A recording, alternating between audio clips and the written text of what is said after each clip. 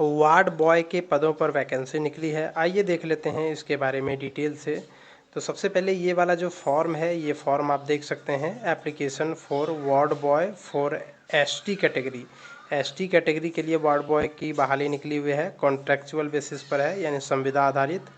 इस फॉर्म को भरना है, नाम, फादर नेम, इसके अलावा permanent address, correspondence address, date of birth, इन सबों को भर देना है। इसमें एजुकेशन डिटेल डाल देना है। इसके अतिरिक्त कोई प्रोफेशनल क्वालिफिकेशन है, स्किल है, तो वो सब आपको यहाँ पर डाल देना है। तो इस प्रकार से ये वाला फॉर्म आपको निकाल करके प्रिंट आउट करके और फिर इसमें साइन करके आपको इसके साथ सभी डॉक्यूमेंट लगा करके जो डिटेल आपने डाला वो तमाम डिटेल डाल करके डॉक्यूमेंट लगा करके आपको भेज देना है।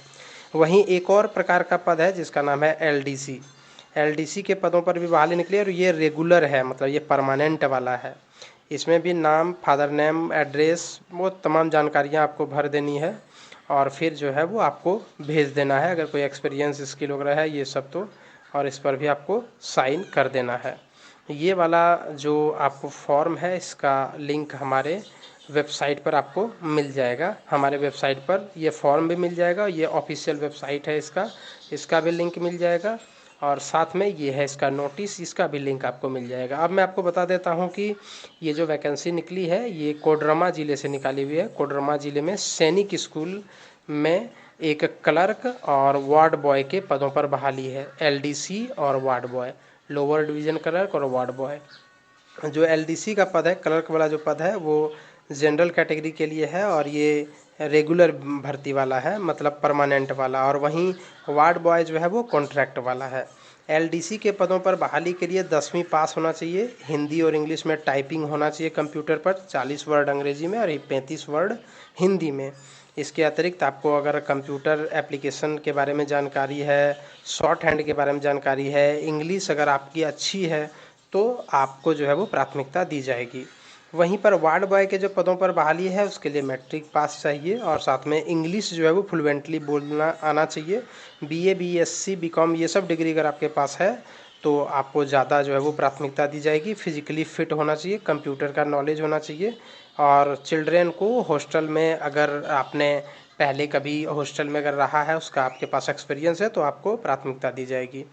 जो यहाँ पर आप देख सकते हैं, एक नंबर में है एलडीसी और दूसरे नंबर में वार्ड बॉय। तो एक नंबर में जो एज होना चाहिए वो 18 से 50 के बीच में होना चाहिए 1 जुलाई 2025 के आधार पर।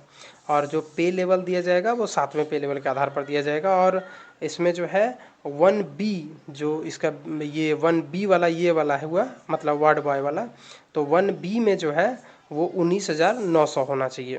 उम्र दोनों के लिए, ए और बी दोनों के लिए, मतलब वार्ड बॉय और क्लर्क दोनों के लिए 18 से 50 साल होना चाहिए।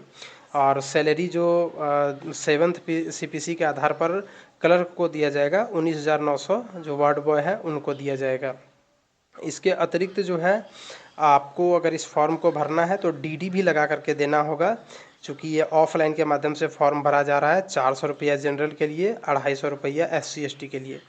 ओबीसी का इसमें सीट ही नहीं है इसलिए उसका जिक्र नहीं किया गया है, एसटी का सीट है।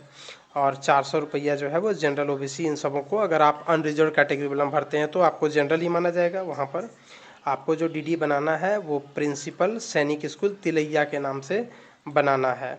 Payable eight state bank of India, सैनिक स्कूल तिलैया, ब्रांच इतना। यही वाला एड्रेस आपको बैंक को दिखा देना है, वो खुद जो है वो आपको बना देंगे। और साथ में आपको एक एक्स्ट्रा लिफाफा भी जो है वो डालना है, जिसमें 26 रुपये का स्टाम्प पेपर जो है, स्टाम्प टिकट जो है वो लगा हुआ होना चाहिए।